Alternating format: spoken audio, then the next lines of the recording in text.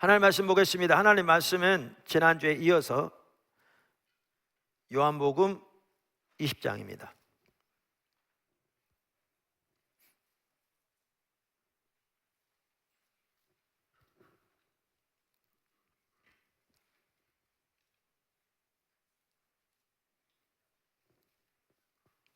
하나님 말씀은 요한복음 20장 21절, 예수께서 또 이르시되 너희에게 평강이 있을지어다. 아버지께서 나를 보내신 것 같이 나도 너희를 보내노라. 요한복음 17장 18절, 아버지께서 나를 세상에 보내신 것 같이 나도 그들을 세상에 보내었고, 16절, 내가 세상에 속하지 아니함 같이 그들도 세상에 속하지 아니하였사옵나이다. 우리가 여러 차례 나눈 것처럼 성령께서 포도나무 교회를 선교적 교회로 강력하게 인도하고 계십니다. 정말 감사합니다. 왜냐하면 교회가 그렇게 세워지는 것이 하나님의 열망일 뿐만 아니라 이 시대에 이게 희망입니다. 하나님께서 일하고 계셔서 너무 감사하고요.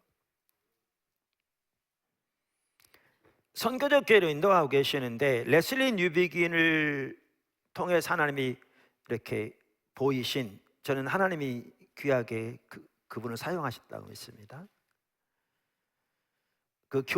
선교적 교회론이 하나님께서 우리를 인도하고 계시는 선교적 교회의 모습을 가장 근접하게 보여주고 있더라고요. 그래서 우리가 하나님이 우리를 인도하시는 부분을 좀 더 잘 이렇게 이해할 수 있도록 하기 위해서 레슬리 뉴비긴의 교회론에 포함된 핵심 원동력 4가지를 지금 살펴보았습니다. 지난 4주 동안 그 4가지는 복음, 성경 이야기, 교회의 선교, 문화와의 선교적 만남입니다. 지난주에 문화와의 선교적 만남에 대해서 살펴봤는데요, 여러분 그 주보에 보니까 요약이 잘 돼 있더라고요. 그래서 첫째, 문화와의 만남은 불가피한 것이다. 둘째, 문화적 충돌이 불가피하다. 그러니까 서구 문화를 포함한 모든 문화의 기저, 즉 뿌리에는 건물의 기초처럼 종교가 있다. 다른 말로 하면 숨겨진 신조가 있다는 것입니다. 그리고 그 신조, 즉 종교적 믿음은 복음과 서로 양립할 수 없는 신념을 가지고 있는 거죠. 그렇기 때문에 성도들이 복음에 충실한 삶을 살려면 문화적 충돌은 불가피하다라는 걸 지난주에 살펴보았습니다. 그러면서 문화적 충돌에 대한 2가지 잘못된 선택도 살펴보았는데, 하나는 이교도적인 문화에 순응해버리는 것, 혼합주의죠. 레슬리 뉴비긴은 그것을 카멜로인 신앙이라고 그럽니다. 이게 점차적으로 이루어지기 때문에 또 주변에 익숙한 그런 문화적인 신조에 물드는 것이기 때문에 자기가 그렇게 물들어 가는지조차도 모르는, 심각한 거죠. 그래서 우상숭배의 삶인 거죠. 사실 일부 예배 때 기도하면서 그 부분을 강력하게 기도하게 하셨어요. 아까 나눈 대로. 2번째 잘못된 선택은 문화적 충돌을 회피하는 것이죠. 그러니까 문화적 충돌을 두려워해서 도망하는 것, 그것은 문화에 어떠한 영향도 미치지 못하는 화석화된 신앙, 비적실성이라고 표현하는. 예수님 우리를 세상에 보내셨는데, 그리고 우리에게 세상의 빛과 소금이라고 그랬는데, 우리끼리 모여서 예배는 드릴지 모르지만 세상에는 어떠한 긍정적인 영향도 미치지 못하는, 그게 또 하나의 극단인 거죠. 그러면 우리는 어떻게 살 것인가? 그러면 기독교인은 어떻게 살아야 되는가? 그걸 오늘 살펴보려고 하는 겁니다. 한마디로 말하면 우리는 세상을 위하고 동시에 세상을 반대하는 삶을 살아야 합니다. 우리 기독교인은 한마디로 말하면 한편으로는 세상을 위하고 다른 한편으로는 세상을 반대하는 삶을 살아야 합니다. 자, 첫째, 세상이란 단어가 의미하는 두 가지. 그러니까 한편으로는 세상을 위하고 다른 한편으로는 세상을 반대하는 이 삶을 살려면 우리는 그 세상이란 똑같은 단어를 쓰지만 그 의미가 다르게 쓰인다는 것을 기억해야 합니다. 다르게 쓰인다는, 그 구분할 수 있어야 합니다. 그러니까 성경에 보아도 세상이 이렇게 다른 의미로 쓰여졌거든요. 예를 들면 하나님께서 사도 요한을 통해서 쓰게 하신 그 성경을 보아도 그게 나옵니다. 예를 들면 요한복음 3장 16절, 우리가 잘 아는 구절이죠. 성경은 뭐라고 말하고 있어요? 하나님이 세상을 이처럼 사랑하사. 여기에 보면 하나님이 세상을 매우 사랑하셨다고 표현하고 있습니다. 독생자를 주셨으니 독생자를 주시는 만큼 이는 그를 믿는 자마다 멸망하지 않고 영생을 얻게 하려 하심이라. 그런데 동일한 저자에 의해 쓰여진 성령의 감동으로 요한 1서 2장 15절 16절 이렇게 말합니다. 이 세상이나 세상에 있는 것들을 사랑하지 말라. 누구든지 세상을 사랑하면 아버지의 사랑이 그 안에 있지 아니하니 이는 세상에 있는 모든 것이 육신의 정욕과 안목의 정욕과 이생의 자랑이니 다 아버지께로부터 온 것이 아니요 세상으로부터 온 것이라. 그러니까 여기 세상 나오는데요, 헬라어로 똑같은 단어입니다. 코스모스라는. 그런데 아까 요한복음 3장에서는 하나님의 세상을 매우 사랑하신다고, 위에서 독생자를 주실 만큼 이렇게 말하고 있는 반면에 요한일서 2장에서는 하나님이 세상을 미워하신다고 말하고 있죠. 우리의 그 세상을 사랑하지 말라고. 이걸 보면 똑같은 단어인데 다른 의미로 쓰여지고 있는 걸 볼 수가 있습니다. 한편으로 세상은 하나님이 창조하신 선한 세계입니다. 우리가 기억하실 것은, 그래서 하나님이 세상을 사랑하신다 그러면 바로 이 하나님이 창조하신 선한 세계를 창조하신다, 아니, 사랑하신다 라는 말입니다. 우리가 시리즈로 쭉 살펴보면서 구조와 방향에 대해 살펴봤잖아요. 이걸 올바로 이해하는 게 매우 중요하다 이렇게 말씀드렸는데, 하나님이 만드신 모든 구조는 선한 것입니다.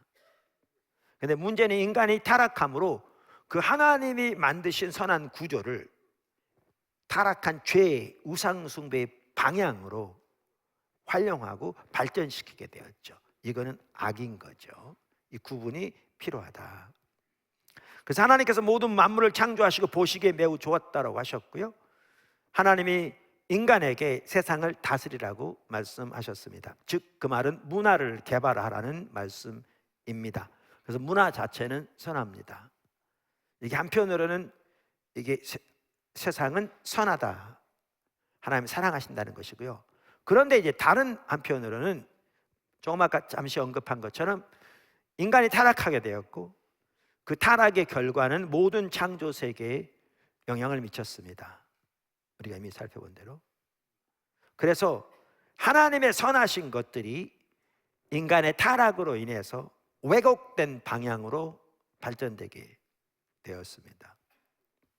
하나님의 모든 창조 세계가 그 타락의 영향을 받게 되었습니다. 자, 그래서 세상을 이렇게 두 가지라고 말씀드렸는데, 하나는 하나님이 창조하신 선한 창조를 세상이라고 말하고 있고요, 이것을 하나님은 사랑하시고요, 반대로 인간의 타락으로 인한 그 왜곡된 세상, 신조, 가치, 이것들을 또한 세상이라고 말하고 있는데 하나님이 이것을 미워하신다고 말하는 거죠. 미워하신다고 말하는 거죠. 마이클 고인 박사는 이렇게 얘기합니다. 같은 맥락인데요, 모든 영역에서 세상이라는 단어는 긍정적으로 하나님의 선한 창조를 가리키기 위해 사용될 수 있다. 한편으로는 반면에 그러나 죄가 오면서 창조주는 우상들로 대체되었으며 이는 인간 문화의 다양한 면모를 통합하고 구성하고 형성하되 하나님의 설계에 거스르는 방식으로 그렇게 한다. 그러니까 하나님이 인류를 창조하셔서 문화를 개발하도록 명령하셨는데, 그래서 문화를 개발하고 통합하고 구성하고 형성하되 죄의 결과로 하나님의 설계에 거스르는 방식으로 문화를 그렇게 발전시킨다는 거죠.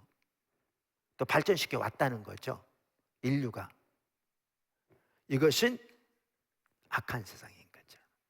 악한 세상인 거죠. 그러면서 어떤 분의 말을 인용하는데요, 인간의 본성은 공백을 혐오한다.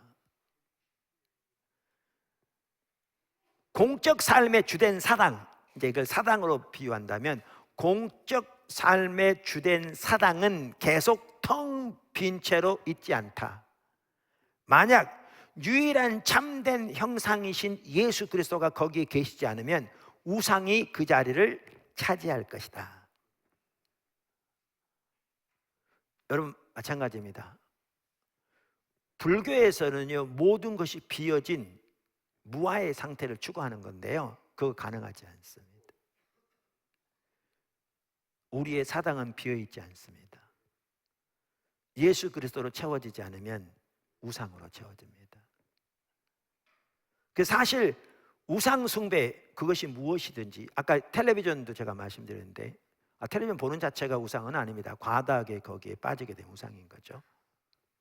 그런데 그것이 무엇이든지 어떤 습관적인 죄도 마찬가지고 우상을 이기는 길은요, 그것을 몰아내려고 시도하는 것도 중요하지만 그 자리를 하나님을 채우는 게 방법입니다. 하나님을 채우는 게. 자, 세상이 이렇게 두 가지인데 이걸 좀 더 이해할 수 있는 또 다른 예를 제가 들어보겠습니다. 그게 이제 권세들입니다. 지난주에 제가 언급했었죠. 사도 바울 서신서를 보면 정사들, 권세들, 통치자들, 이런 내용들이 나오거든요. 근데 이러한 것을 이렇게 해석하되 한편으로는 영적으로만 해석하는 것도 지나친 극단이고, 반대로 이 권세들을 세상의 권세들로만 보는 것도 지나친 극단이다. 사실 둘 다를 의미한다. 지난주에 말씀드렸잖아요.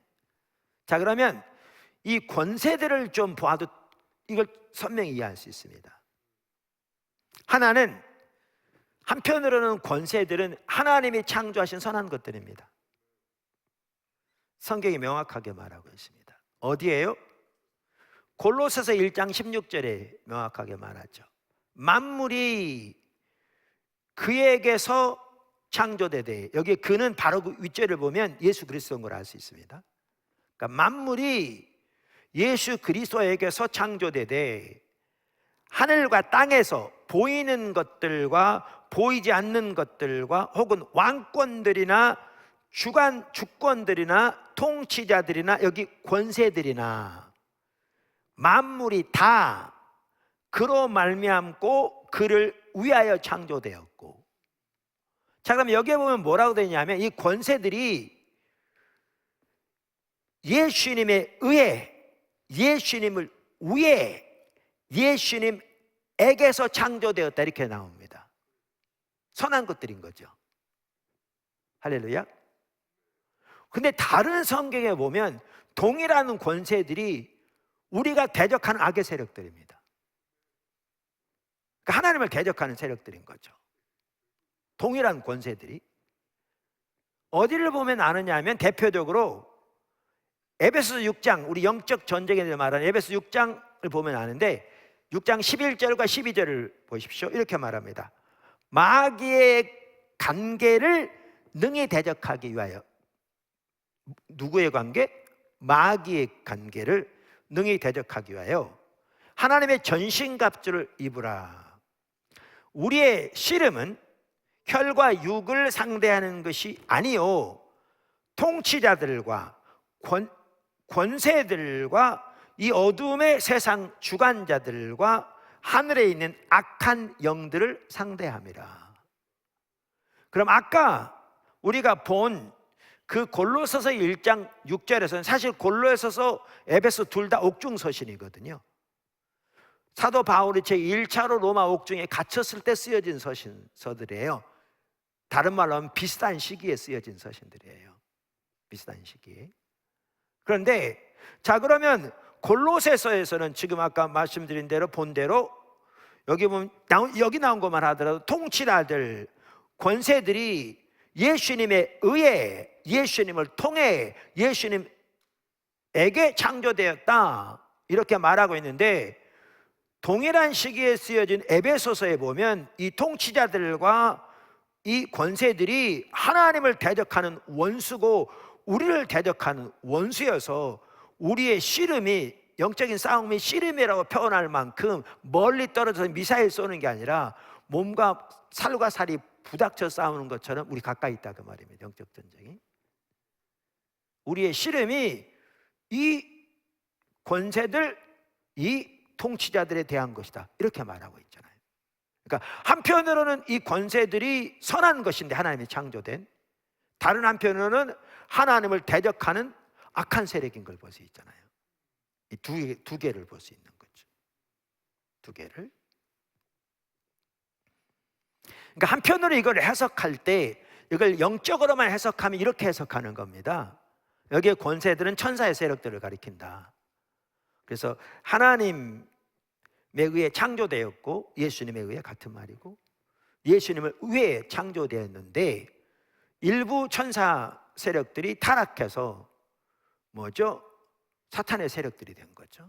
하나님을 대적하고 하나님의 역사를 왜곡하는 악한 영적 세력들이 된 거죠. 그래서 이것을 그렇게 이해하는 게 영적으로 해석하는 겁니다.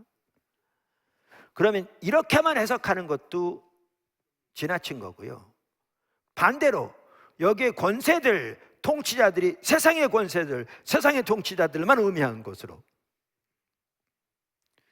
그 통치들, 권세들이 악한 영향력 안에 들어갈 수 있으니까, 인간의 타락으로 인해서 이렇게만 해석하는 것도 지나친 것이다. 사실은 둘 다를 보아야 한다. 그 둘은 밀접하게 연결이 되는 거죠. 자, 그러면 이제 여기에서도 우리는 그 두 가지를 명확하게 볼 수 있는 거죠.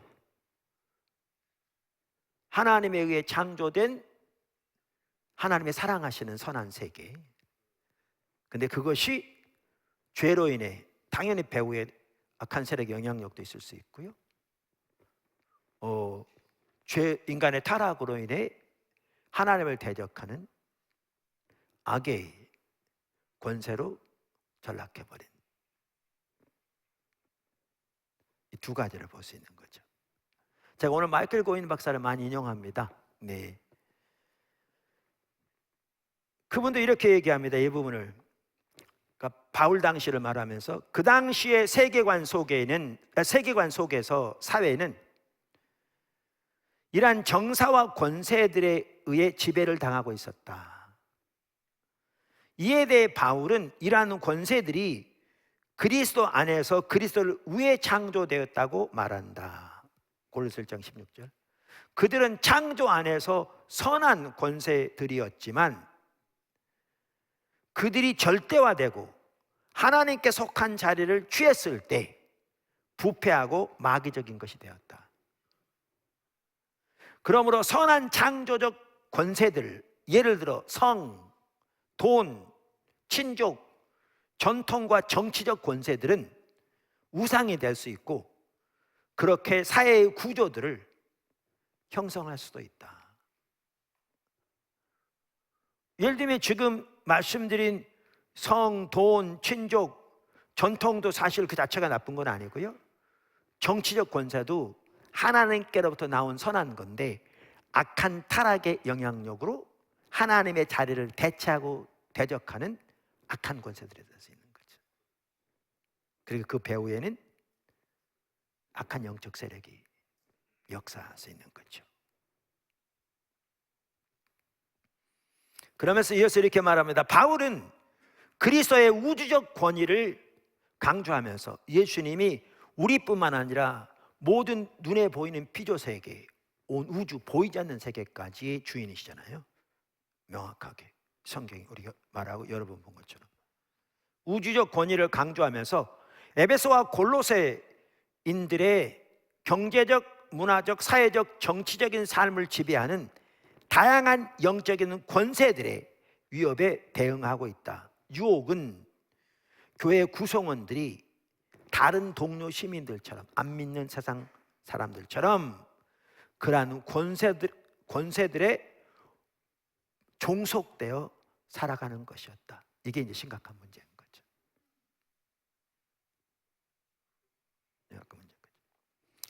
자, 그래서 우리가 한편으로는 세상을 위하고 다른 한편으로는 세상에 반대하는 삶을 살아야 되는데, 기독교인으로서 그 삶을 살려면 세상에 대한 두 가지 의미를 명확하게 구분을 보아야 한다. 그 부분을 살펴봤습니다. 큰 두 번째입니다. 예수님의 십자가와 부활이 그 기준입니다. 그러니까 우리가 어떻게 세상을 위하고 세상에 반대하는 삶을 살 것인가, 예수님의 십자가 부활이 그 기준점입니다. 준거 기준이라고 하는데, reference point라고 볼 수 있죠, 영어로 말하면. 그 기준입니다. 무슨 말이냐면요, 예수님의 십자가는 한마디로 말하면 우상 숭배를 부정하는 겁니다. 반대로 부활은 선한 창조를 긍정하는 겁니다.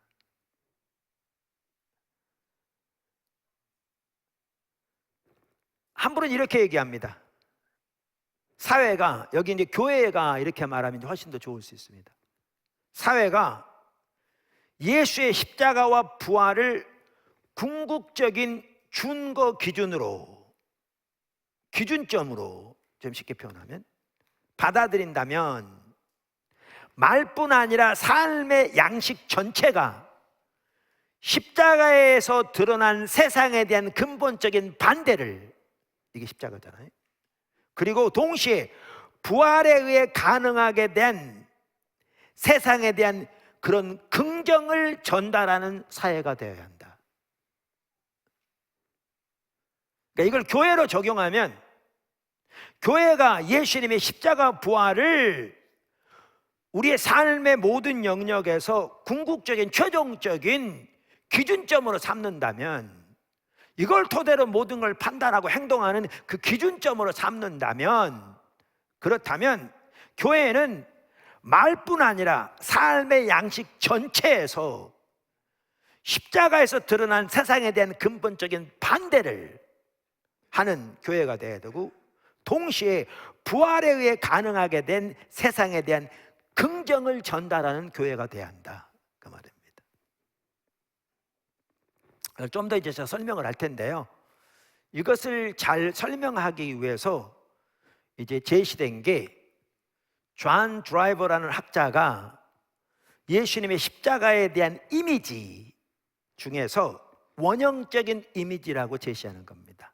원형적, 영어로 archetypal이라는 그 말인데, 예수님의 십자가에 대한 이미지 중에 원형적인 이미지다라는 거죠.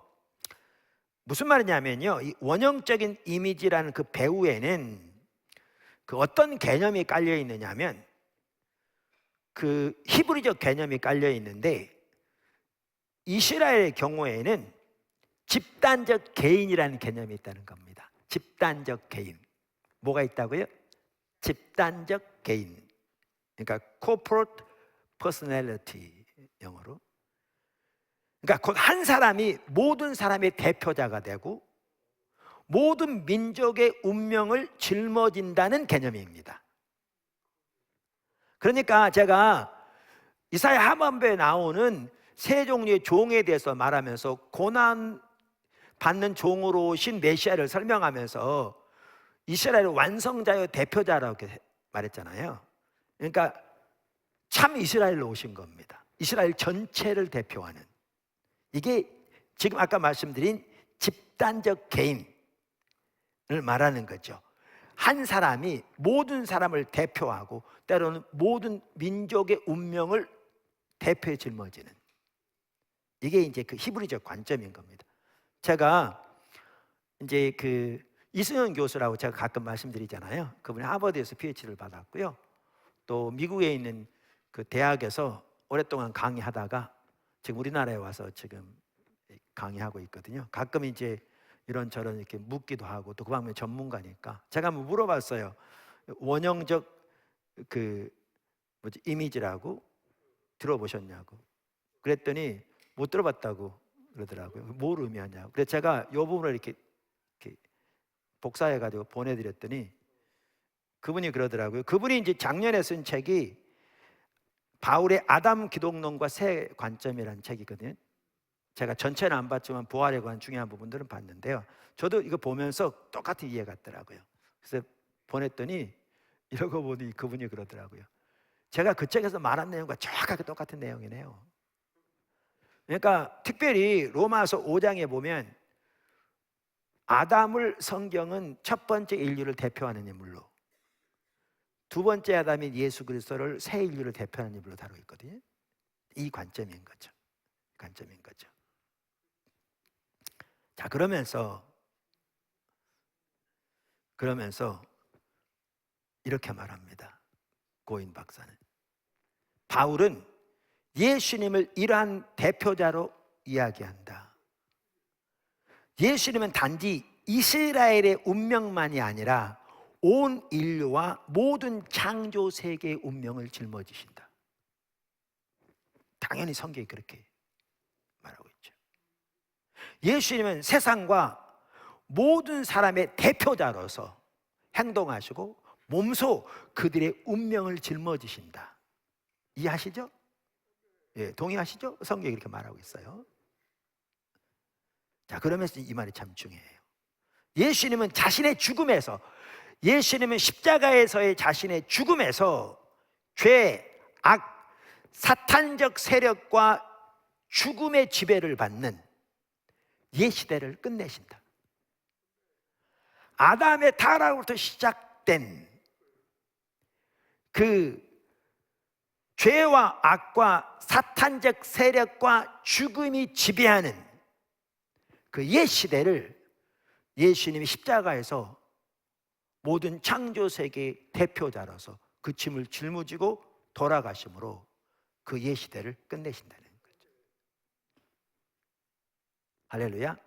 예수님 십자가에 대한 지금 아까 그 이미지로 설명하는 그 이미지를 말하는 거죠.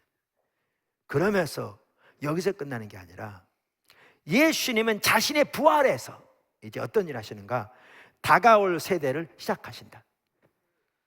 그러니까 예수님의 부활이 새 창조의 첫날이라고 말씀드렸잖아요. 공식적으로 새 창조가 시작되는 거죠. 거기에 뭐가 포함된 줄 아십니까? 새로운 인류가 시작되는 겁니다. 예수님이 새로운 인류 자리에 첫 출발점에 서 계신 거죠. 아담이 첫 번째 인류의 출발점에 서 있는 거죠. 시작점에. 근데 죄가 들어와서 아까도 말한 대로 타락하게 되었고요. 악의 영향 가운데 모든 영역이 영향을 받게 되었고요. 죄와 사망과 죽음의 세력이 통치하게 되었고요. 예수님이 모든 피조 세계를 대표해서 십자가에 돌아가심으로 이 악의 세대를 닫는 거죠. 그 죄의 결과들을 지고 가시는 거죠. 그리고 예수님이 새로운 인류의 출발점에 서 계신 겁니다. 새로운 창조 세계 출발점에 서 계신 겁니다. 새로운 창조 세계를 부활을 통해 시작하시고, 그리고 부활을 통해 새로운 인류를 시작하신 겁니다. 성경이 말하는 바를 잘 표현하고 있는 겁니다. 자, 그러면서 이제 이러한 사건들은 예수님의 죽음에서 성취된 죄 패배에 참여하고, 죄가 패배된 것에 참여하고, 예수님의 부활로 성취된 새 창조의 시작에 참여하는 새로운 인류를 창조한다. 그러니까 예수님이 새 인류의 출발점에서, 시작점에서, 아담이 옛 인류의 출발점에 있었던 것처럼 출발점에서 이 예수님의 십자가 부활을 통해 성취하신 이 일에 참여하는 새로운 인류를 창조한다는 거죠. 그런데 어떤 일에 참여하는? 예수님의 죽음에서 성취된 죄의 패배에 참여하고, 죄가 패배된 일에 참여하고, 부활로 인해 성취된 새 창조의 시작에 참여하는 새로운 인류를 창조한다. 새로운 인류가 교회입니다.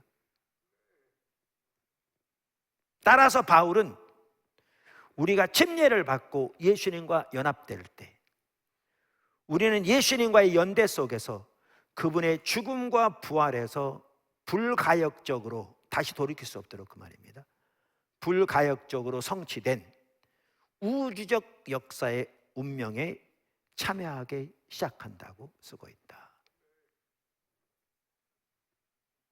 엄청난 일입니다. 자, 그러면 다시 한번 제가 한 얘기를 지금 말씀드리면요, 예수님의 십자가를 통해 예수님은 단지 이스라엘의 운명만이 아니라 온 인류와 모든 창조 세계의 운명을 짊어지시고 세상과 모든 사람의 대표자로서 몸소 그들의 운명을 짊어지시고 자신의 죽음을 통해 죄, 악, 사탄적 세력과 죽음의 지배를 받는 옛 시대를 끝내십니다. 끝내십니다. 반면에 예수님은 자신의 부활에서 다가올 세대를 시작하십니다. 그리고 새 인류를 창조하십니다. 그리고 그들로 이 예수님의 십자가 부활의 승리를 함께 이루어갈 동역자로 세우시는 것이죠.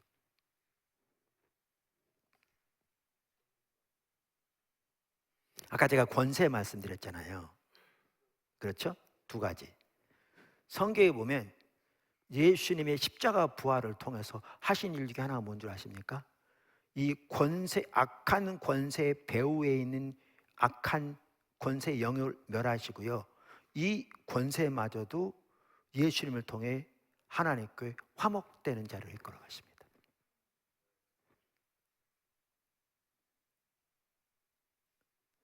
성경을 보실래요?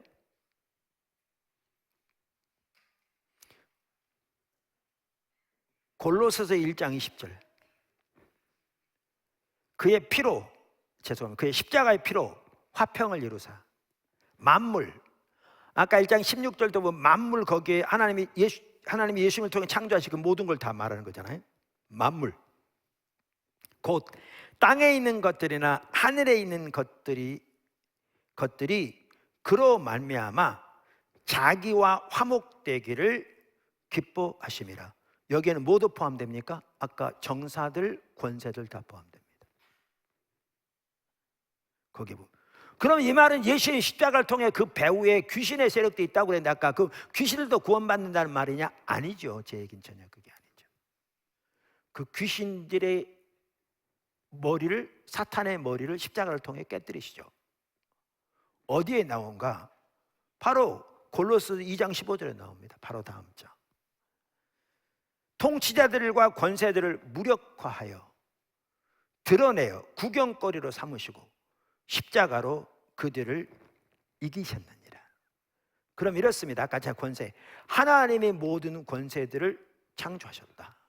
그런데 인간의 타락으로 인해서 그 권세들이 하나님을 대적하는 악한 세력으로 우상의 자리, 그러니까 하나님의 자리를 대체해서 이렇게 세상에 악한 영향을 미치게 되었다 그랬잖아요. 근데 그 배후에 영적인 세력이 같이 간다.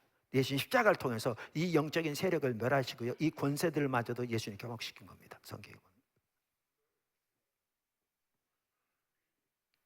모든 피조 세계를 십자가를 통해 예수님께 화목시키신 겁니다. 할렐루야.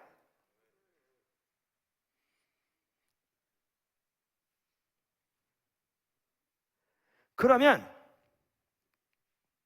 그래서 이제 이렇게 말하거든요. 이 침례와 관련해서도 그렇고 참 중요한 부분이라고 저는 믿는데요. 고인 박사를 좀 더 제가 인용해 보겠습니다. 이것은 특히 로마서 5장과 6장에서 바울이 펼친 논증 속에 잘 나타난다. 바울은 여기서 아담과 그리스도에 대해 이야기한다. 5장. 아담과 그리스도에 대해서. 아담은 옛 세상의 시작으로 서 있지만 예수님은 새 세상의 시작으로 서 계신다. 할렐루야. 아까 말씀드린 것처럼 아담의 죄는 옛 시대를 열었지만 예수님의 사역은 다가올 시대를 여셨다. 우리가 아담 안에 있으면 우리는 옛 시대의 일부이며 그 시대의 영향력 아래 있다. 하지만 우리가 그리스도 안에 있으면 우리는 다가올 세대의 일부가 된다. 그러니까 교회에 나와도 우리가 진정으로 예수님 안에 있지 아니하면, 예수님을 진정으로 믿고 예수님 안에 있지 아니하면 우리는 옛 시대에 속해 있습니다. 혹시 여러분 중에 그런 분이 있다면 진정으로 예수님을 자신의 구세주뿐만 아니라 주님으로 믿고 주님 안에 거함으로 새 시대의 사람으로 하나님의 성령의 역사로 거듭나는 역사가 있기를 주님으로 축원합니다.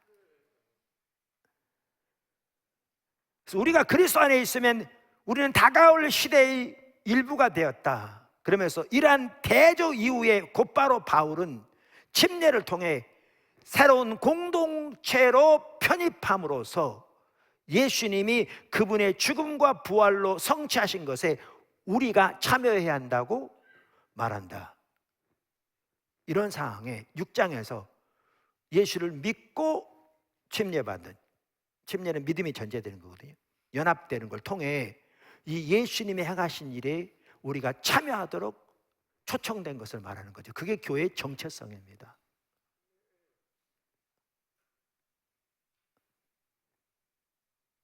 특별히 일부 예배 때도 그 부분, 약간 기도하면서 더 강력하게 기도하게 하셨던 게 그 부분이었어요.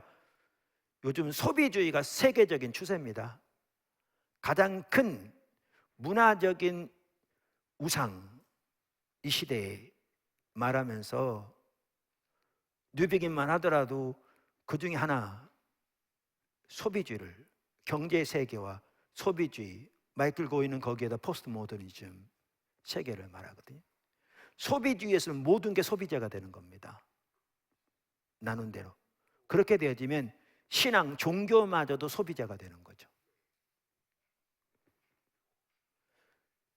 그러면 서구 문화가 말하는 것처럼 모든 공적인 영역은 소위 과학적인 지식이라는, 실제 과학적 아닙니다.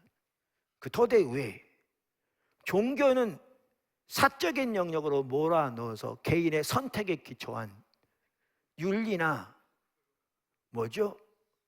그러한 개인적인 어떤 그 종교의 영역으로 몰아넣어서, 그러니까 우리가 그걸, 그 우상숭배적인 신조를 그대로 받아들여 모든 공적인 영역은 그 배후에 있는 우상숭배적인 가치관에 토대한 채로 그냥 살아가면서 소위 신앙을 이해하되 소비재처럼 이해하는 거죠.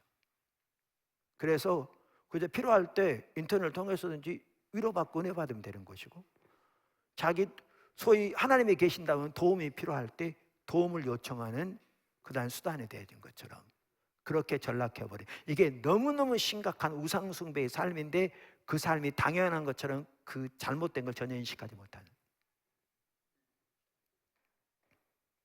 근데 예수님의 이 십자가와 부활을 통해서 엄청난 역사를 이루시고 교회를 이 일에 동역자로 부르신, 여기에 우리의 소명이 있고 신분이 있고 정체성이 있는데 그것을 망각한. 그러니까 우리의 신앙은 단순히 예수님 우리의 구세주가 아니라 우리의 주님이신데, 그분은 우리의 주님이실 뿐만 아니라 모든 피조 세계 주님이신데.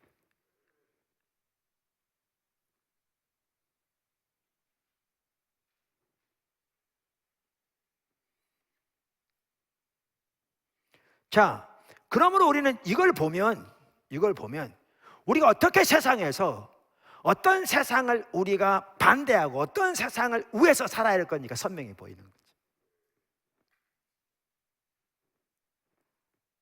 그래서 예수님이 십자가를 통해서 구속하신 그 죄가 다스리는 그 모든 가치와 세상, 이것을 우리가 반대하는 것이고요. 예수님이 부활을 통해 이루신 새 창조, 그리고 지금도 하나님의 성령을 통해 이루어가고 계시는 그 새 창조의 역사에 우리는 섬김으로 세상을 섬기기 위해서 세상 위에 나가야 되는 것이죠.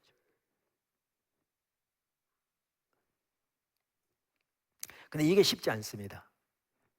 왜냐하면 우리가 이것을 between the times라고 그러거든요. 하나님의 나라가 임했는데 한꺼번에 곧바로 온 게 아니었어요. 레슬리 뉴비긴이나 마이클 고인이나 크리스토퍼 라이트나 이런 분들이 다 하나님의 나라가 왜 한꺼번에 곧바로 오지 않았느냐, 이유는 딱 한 가지 돼요. 모든 이 인류를 구속하기 위해서.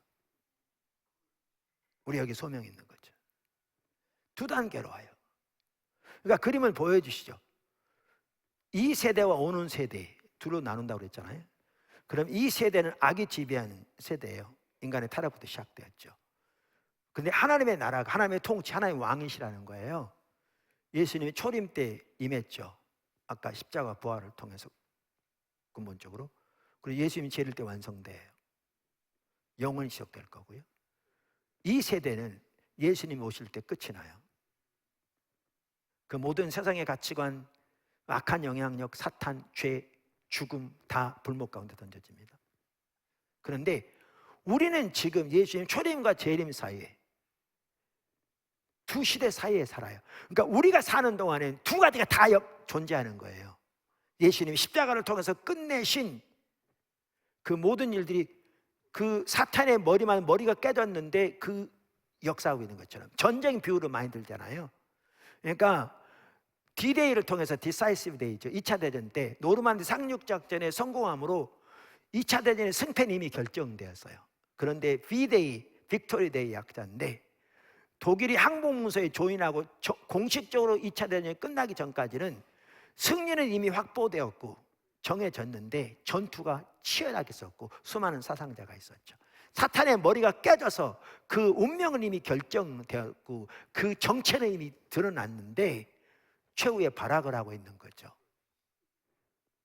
그 사이에 우리가 살고 있는 거죠. 동시에 완성되진 않았지만 강력한 하나님 나라의 능력이 오늘날 역사하고 있는 우리 사이에. 이러니까 우리는 이 삶을 살면서 세상을 위하되 세상을 반대하는 삶을 살아야 되는 게 너무나 명확한 거죠. 그리고 이 둘 사이에 치열한 전투가 있어서 이 삶을 사는 게 그렇게 쉽지는 않죠. 나중에 나오지만 때로는 많은 대가를 지불해야 해요. 그렇기 때문에 공적인 예배가 더 중요한 게요, 이 예배를 통해서 하나님과의 만남이 이루어지고 하나님의 비전이 보이고 성령의 충만함을 받고 하나님의 그 은혜가 우리 삶 속에 부어지고 우리에게 하나님에 대한 사랑이 더 불타게 될 때 우리가 그 힘과 능력으로 세상을 살아갈 수 있거든요.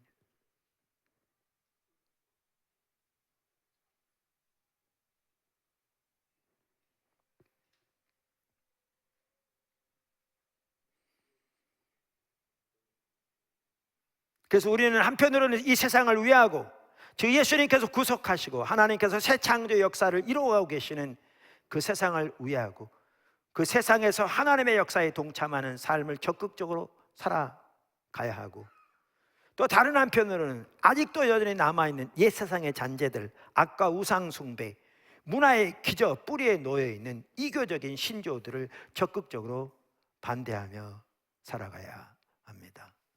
우리 기독교인들의 삶입니다.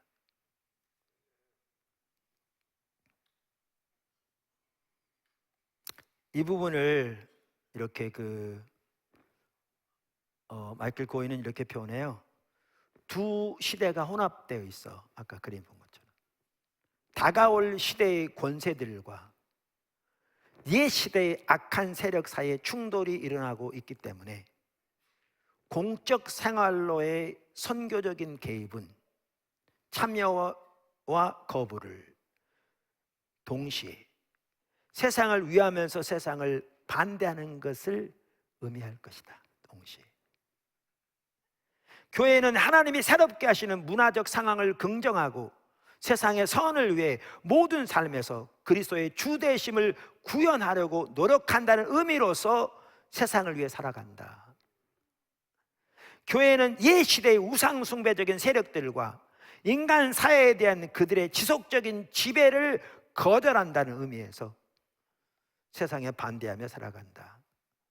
그래서 교회는 세상에 반대하는 것과 세상을 위하는 것 사이에 지속적인 긴장 가운데 살아간다.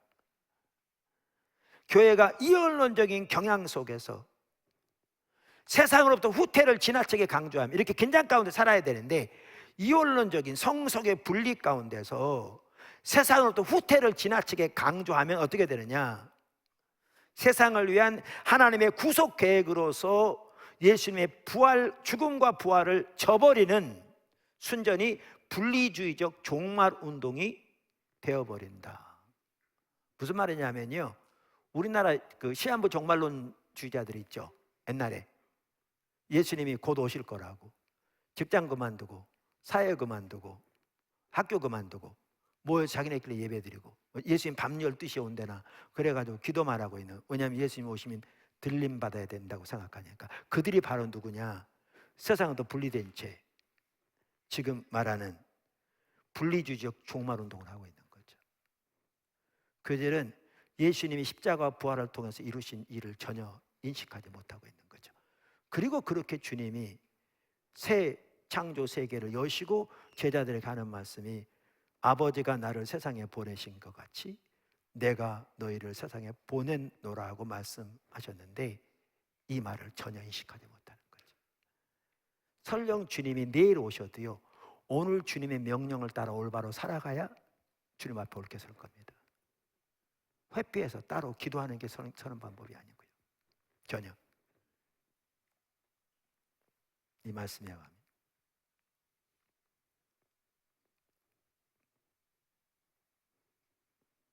반면에 이제 반대 극단이죠. 세상에 대한 참여만을 배타적으로, 그러니까 세상과의 분리는 소홀히 하고 세상과의 참여만을 배타적으로 강조하면 세상이 믿는 것에 스스로를 순응시켜서 그 세상의 일부가 되는 또 다른 세속적인 현상, 혼합주의 현상이 일어날 수 있다, 그 말입니다.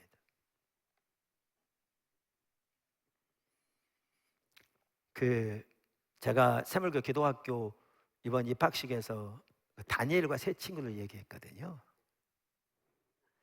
그러니까 그들은 구약시대 사람들인데요, 세상을 위하고 세상을 반대하는 정확하게 정말 잘 산 사람들이에요. 우리 기독교인 하나의 모델이 될 수 있어요. 우선 그들이 어떤 사람들입니까? 남방 유다가 하나님을 떠나 죄 가운데 우상숭배 가운데 있으니까 하나님이 심판하시는데 북방 바벨론을 들어서 치시거든요. 첫 번째 침공이 서기전 605년에 있었는데, 이때 침공했을 때 두 개 성의가 함락돼요. 그때 일부 사람들이 포로로 잡혀가요. 이때 잡혀갔던 사람들 중에 다니엘과 세 친구가 포함돼요. 근데 그들은 그러니까 귀족 출신 같아요. 왕족 귀족. 그들 중에 똑똑한 사람들을 뽑아서 왕의 학교에 집어넣었으니까. 근데 거기 들어갔는데 보세요, 이방 나라로 간 거잖아요. 거기 완전히 우상숭배가 가득한, 살아가는 삶의 방식이나 그 문화의 뿌리에 있는 신조 자체가 우상숭배적인. 근데 우리 같으면 회피하기 쉽죠, 분리돼서. 근데 그들은요 적극적으로 세상을 섬겼습니다. 그들 이름도 그 나라 말로 다 바꿨습니다. 1장에 보면.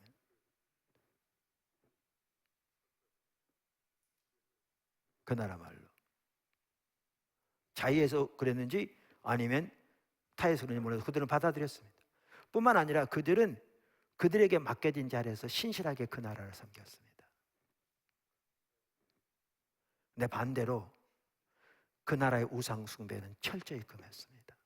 어떨 때는 목숨을 걸고 반대했습니다. 그러니까 우상에게 드려진 음식을 먹지 않겠다. 왕의 음식인데, 왕이 먹는 똑같은 음식인데, 이거는 지혜롭게 그가 환관장에 얘기해서 됐지만, 느부갓네살이 큰 동상을 세워놓고 절하게 할 때 그들은 목숨을 걸고 반대했습니다. 제 친구, 풀무불 가운데 던져진 한이 있어도, 나중에 다니엘 사자굴 속에 들어갈 한이 있어도 그들은 우상 숭배는 그만큼 반대했습니다. 동시에 그들은 세상을 섬겼습니다. 금방 말씀드린 다니엘만 하더라도요, 4개 왕조를 섬겼다는 거 아세요? 70년 동안. 이번에 대통령 선거 때 정권이 교체됐습니다. 물론 이제 아직 취임은 안 했지만, 우리가 정권 교체되면 장관들 되게 다 바꿉니다. 일반적으로 다 바꿉니다. 그리고 같은 정권 내에서도 장관 수시로 바뀝니다. 근데 다니엘은 4개 왕조를 섬겼어요. 왕조가 각각 달라요. 왕조가 다른 4개 왕조를 섬기되 70년 동안 그렇게 섬겼습니다. 여기에 중요한 게 저는 그거라고 생각합니다. 실력입니다. 전문성. 이게 같이 가야 합니다. 실력이 없으면 섬길 수가 없죠. 전문성. 그래서 다니엘 같은 경우에는 하나님의 참으로 놀라운 그 일터 사역을 통한 그 자체가 너무나 귀한 섬김이지만, 뿐만 아니라 하나님께서 이스라엘 백성들 예레미야를 통해서 예언한 대로 바벨론 포로에서 돌아오게 할 거라고 그랬는데, 고레스 왕 때 돌아올 거라고는 이사야서에 예언되어 있고요. 그 일에 성경에 기록되지 않지만 그 일을 위해 귀하게 배후에서 쓰임 받았을 사람이 다니엘인 것은 금방 알 수 있습니다.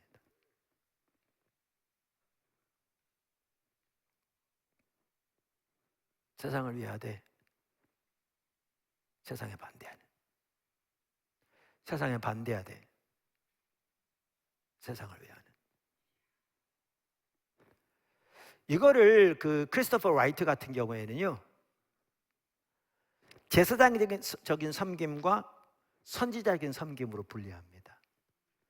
그러니까 세상에 반대한다는 말은 선지자적인 섬김 혹은 예언자적인 섬김이고요, 세상을 위하는 것은 제사장적인 섬김이라 이렇게 분리하기도 합니다. 특별히 크리스토퍼 라이트가 이렇게 여기 귀한 것은 이겁니다.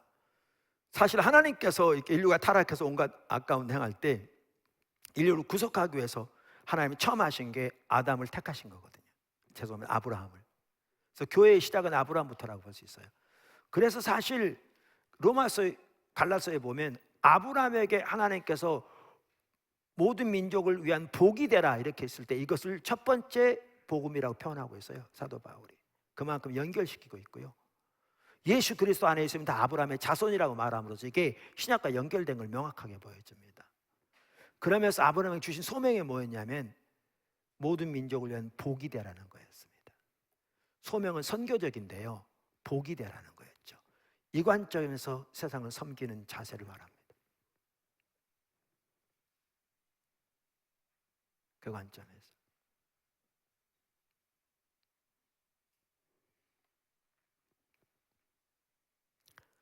자, 큰 세 번째, 역사적인 예. 그러면 이렇게 세상을 위하고 한편으로는, 다른 한편으로는 세상을 반대하는 역사적으로 좋은 예가요, 초대교회입니다.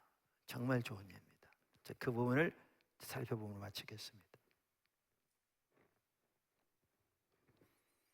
초대교회는 우리가 잘 아는 대로 로마 제국의 문화적 환경에서 태어났습니다. 로마 제국의 기초 사회 단위는 오이코스였습니다. 우리가 오이코스라고 그러잖아요.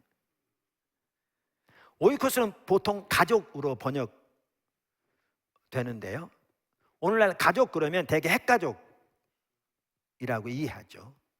그런데 로마 시대에는 핵가족이라는 게 아니었고요, 그 오이코스 그러면 대가족뿐만 아니라 종과 노예들까지 포함하는 나눠지지 않은 가족 전체를 말했습니다. 가족 전체를. 그게 오이코스였습니다. 근데 그 오이코스에는 사법적 권위와 더불어 경제적 관계도 포함되었습니다. 당연히 그 로마의 가족은 로마 문화의 우상 숭배적 풍조로부터 깊은 영향을 받았습니다. 그 기초에는 로마 시대에 가지고 있는 문화적 이해와 신조가 거기다 깔려 있었습니다. 그래서 그 오이코스에서 아버지 혹은 가장의 권한은 막대했습니다. 거의 무한했습니다.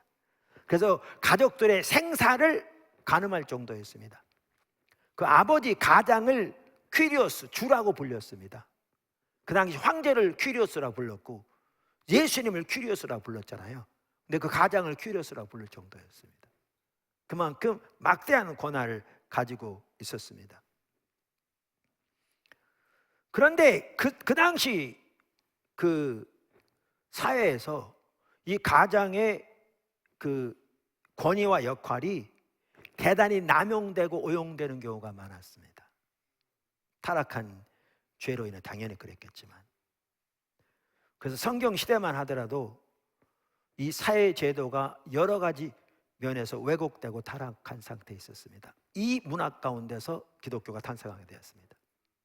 자, 그러면 교회가 어떻게 했겠냐 그 말이죠. 혹은 어떻게 했겠냐 그 말이죠.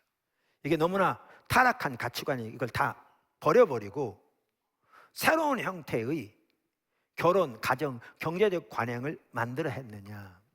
초대교회는 그렇게 하지 않았습니다. 그럼 반대로 아까도 말한 그 제도 배후에는 그 당시 가지고 있던 그 신조 뿌리에 있는 종교, 반기독교적인 종교가 있었는데 그걸 그대로 수용했느냐? 당연히 안 했죠. 당연히 안 했죠. 그렇게 하는 것은 타협하는 행위가 됐을 것이니까요. 그러면 초대교회는 어떻게 했느냐? 제가 고인 박사의 말을 읽어보겠습니다. 초대교회는 자기가 그 문화에 편히 몸담고 있다는 사실뿐 아니라 그 밑에 깔린 핵심적인 신앙적 가정들과 껄끄러운 관계가 있음을 인식했다. 사실 교회가 문화의 뿌리에 있는 우상 숭배적인 신조를 인식하는 게 중요합니다. 인식하는 게. 인식했다. 초대교회는 로마 제국의 만연한 우상 숭배를 충분히 의식하고 있었다. 복음이 요구하는 삶과 로마 문화의 우상 숭배적 신념 사이에 긴장이 있었던 것이다. 둘 사이의 긴장. 이 긴장이 중요하거든요. 긴장을 인식하는 게. 바로 이런 긴장 관계가 신실함을 낳는 원천이 되었다. 그들은 로마 시대의 가족을 단순히 거부하거나 긍정하지 않고 오히려 전복하거나 개혁했다. 가족 안에서 창조 질서에 속한 관계들, 하나님이 세우신 구조들, 창조 질서들, 이게 하나님 만드신 겁니다. 즉 남편과 아내, 부모와 자녀, 이란 부분들. 심지어 그 당시에는 주인과 일꾼 등을 이런 창조 관계에 속한 것들을 구별해내고 그런 관계들을 변혁했다. 그리고 그것들을 로마 이교 사상의 풍토에서 뽑아내어 복음의 풍토 속에 이식했다. 창조된 구조를 인정하고 그것을 긍정하는 한편 그 왜곡된 방향성은 배격한 것이다. 여러분, 이 상황에서 에베소 5장을 읽어야 합니다. 남편과 아내와의 관계, 부모와 자식 간의 관계, 주인과 종과의 관계. 이 말은 늘 말씀드린 대로 성경은 노예제도를 뒷받침하고 있지 않습니다. 바울도 예수님도 그 당시에 노예제도를 무너뜨리기 위해서 데모하지 않았습니다. 그런데 예수님의 가르침대로 따르면 노예제도는 무너지게 돼 있었습니다. 그 뿌리부터 들고 있거든요. 실제로 그렇게 됐습니다. 그런데 초대교회는 그 예수님의 가르침에 따라 그렇게 주님이 세우신 이 구조를 변혁했습니다. 엄청난 내용인 거죠. 제가 좀 더 읽어보겠습니다. 남편에게 아내를 희생적으로 사랑하라는 권면, 부모에게 자녀들을 자유롭게 양육하라는 권면, 주인에게 종들을 존중하는 태도로 대하라는 권면은 참으로 급진적인 요구였다. 그 당시 상황에서 엄청난 요구인 거죠. 주님을 위하여 자발적으로 스스로를 쳐서 복종시키면서 여성과 노예를 존귀하게 대하는 태도는 참으로 혁명적인 모습이었다. 초대교회가 하나님께 순종함으로써 전혀 다른 오이코스가 형성된 것이다. 초대교회 당시 로마인들 역시 이것을 오이코스라고 알아볼 수 있었지만 그것은 어디까지나 근본적으로 변화된 가족 오이코스였다. 이제 아버지는 자기 권위를 다른 사람 위에 군림하는 데 사용하지 않고 희생적으로 섬기는 데 사용하였다. 아내와 자녀와 노예들은 새로운 차원의 존엄성을 입게 되었다. 초대교회는 고대 세계에서 부자와 가난한 자, 남자와 여자, 노예와 자유인, 그리스도인과 이방인 사이에 세워진 장애물들을 무너뜨렸다. 이는 독창적이면서도 당황스럽게 만드는 사회적 불가능성, Sociological impossibility, 그러니까 사회적 불가능성이란 당시 사회 구조 속에서 결코 이루어질 수 없던 것들이 복음으로 형성된 새로운 공동체 안에서 가능하게 되는 것을 말한답니다. 더 나아가 어떤 일이 있었느냐? 강력한 사랑과 자선의 복음은 가난한 자, 고아, 과부, 병든 자, 광부, 죄수, 노예, 나그네를 향해 선포되었다. 평범한 그리스도인의 이러한 본보기 되는 도덕적 삶은 로마의 만연한 부도덕한 모습과 대조를 이루었다. 그리스도인의 소망, 기쁨, 확신은 무너져가는 제국의 절망, 불안, 불확실성 속에서 밝게 빛났다. 그리스도인의 연합된 모습은 로마의 분열과 다원주의와는 분명한 대조를 이루었다. 그리스도인은 퇴폐적이고 성적으로 음란으로 가득 찬 로마 제국 안에서 순결, 결혼 생활의 신실함과 자기 절제의 모습을 보여주었다. 검소한 생활 방식과 더불어 소유와 재산을 관대하게 나누는 모습은 자산의 축적과 소비를 추구하는 세상에서 그리스도인의 삶을 구별지었다. 서로를 용서하고 적을 용서하는 사랑은 복음의 능력이 무엇인지를 증거했다. 성경 이야기로 양육되고 형성된 믿음의 공동체는 그리스도인이 어두운 세상 속에서 빛과 같은 삶을 살아가게 했다. 로마 제국의 문화적 상황 속에서 그리스도인의 대조적 가치들은 매력적인 대조적 이미지의 공동체로 이끌었다. 히폴리투스의 법령집에 보면 그리스도인들의 삶이 서로에게만이 아니라 이방인들 앞에서도 선행으로 빛나서 이방인들이 그들을 닮아가고 그리스도인이 되기를 바라는 소망으로 가득 찼다고 법령집이 표현하고 있는 거죠.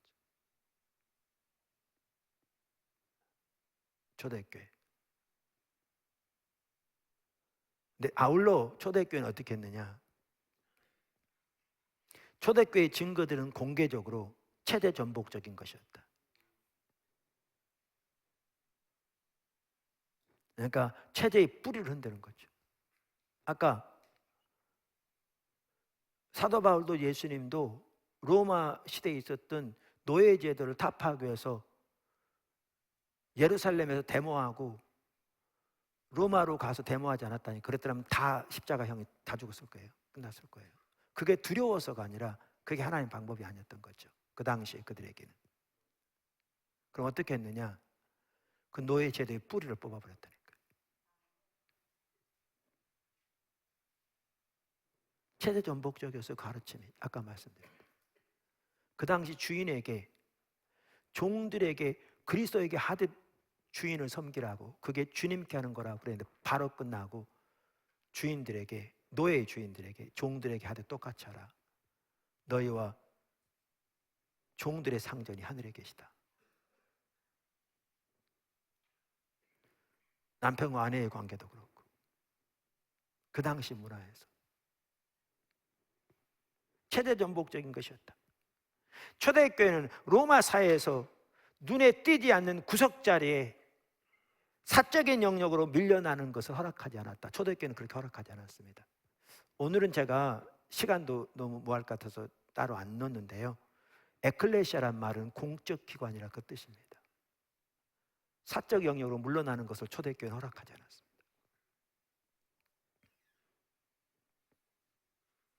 로마 제국의 공적인 정책들에 순응하기를 거절하고 대신 성경 이야기를 따라 살아갔다. 초대교회는 로마 제국을 하나로 묶어준 황제는 주, 시저는 주라는 고백에 대해 분명히 반대 입장에 서서 예수가 주라고 고백했다. 이게 초대교회 복음의 핵심이잖아요. 그분이 퀴리오스다. 예수님이 하나님의 아들로서 온 세상의 적법한 통치자다, 그 뜻입니다. 교회는 자신을 에클레시아, 곧 새로운 인류의 선구자로서 하나님의 부름을 받은 사람들의 공적인 모임으로 불렸고, 오직 미래적이고 내세적인 구원에만 관심을 갖는 사적인 종교 공동체라는 개념을 명백하게 거부했다. 초대교회에서 우리는 세상 한가운데서 세상을 위해 하나님 나라를 증거하도록 부름받은 백성이라는 정체성을 가진 공동체가 어떤 모습인지를 보게 된다. 초대교회 그리스도인들은 성경 이야기를 따라 살아갔고, 그래서 주위의 이교 문화와는 대조적인 삶을 살았다. 그들의 대조적 공동체의 삶은 주류 사회의 주변부에 머물렀지만, 그 당시 아주 소수니까 많은 사람들에게 매력적이었고, 로마 제국 안에 만연한 우상 숭배에 대해서는 공개적으로 도전했다. 그래서 나중에 초대교회가 로마를 삼킵니다.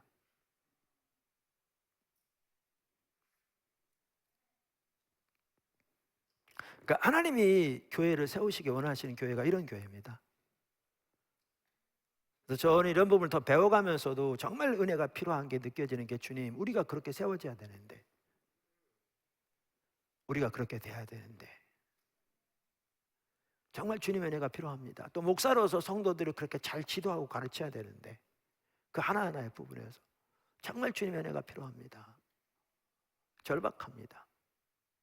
또한 우리 포도나무교회 모든 성도들이 한 명도 빠짐없이 교회로서의 정체성을, 자기 정체에서 선명히 인식하고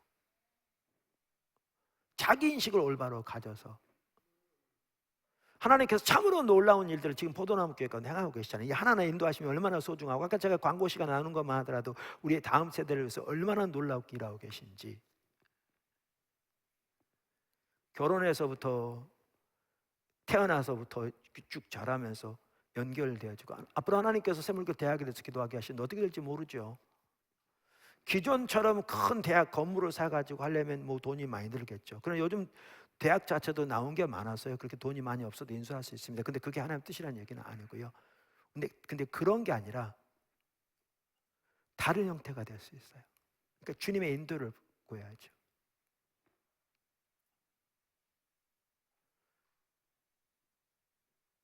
어떤 대학 같은 데 여러분 잘 아시지만 캠퍼스도 없는데 하버드보다 더 들어가기 힘들잖아요, 최근에. 그러니까 하나님이 이제 구체적으로 지혜를 주시기 때가 되면 인도하실 거거든요. 지금은 전혀 모르니까 그냥 바라보고만 있는 거죠. 그리고 맡겨진 일에 충실하고 있는 거고. 그래서 하나님께서 교회를 이렇게 세우시기 원하십니다. 근데 그래서 우리 기독교인의 삶은 한편으로는 세상을 위하고, 다른 한편으로는 세상에 반대하는, 근데 이 삶을 사는 데는, 이 복음에 신실하게 사는 삶에는 고난이 불가피합니다. 왜냐하면 이 문화의 배후에 있는 종교적인 신념과 복음이 충돌하기 때문에, 강력한 영적 전쟁이 여기에 있기 때문에. 사도 바울은 주님을 사랑함으로 내가 주님을 알기 원한다, 그 부활의 능력을 알기 원하고 동시에 그 고난에 참여함을 알기 원한다. 우리가 그렇게 주님을 사랑함으로 정말 우리 가운데 부활의 능력이 더 역사하시도록 구할뿐만 아니라 기꺼이 초대교회가 그랬던 것처럼 주님의 나라를 위해 고난도 기쁨으로 받는 그 삶을 살 때, 거기 하나님의 생명과 은혜가 넘치고 하나님이 교회를 통해 이 세상을 하나님께로 인도하시고 놀라운 변화가 일어나게 하실 뿐만 아니라 우리의 삶에도 하나님의 참으로 놀라운 생명과 은혜가 넘치는 축복이 있을 줄로 믿습니다.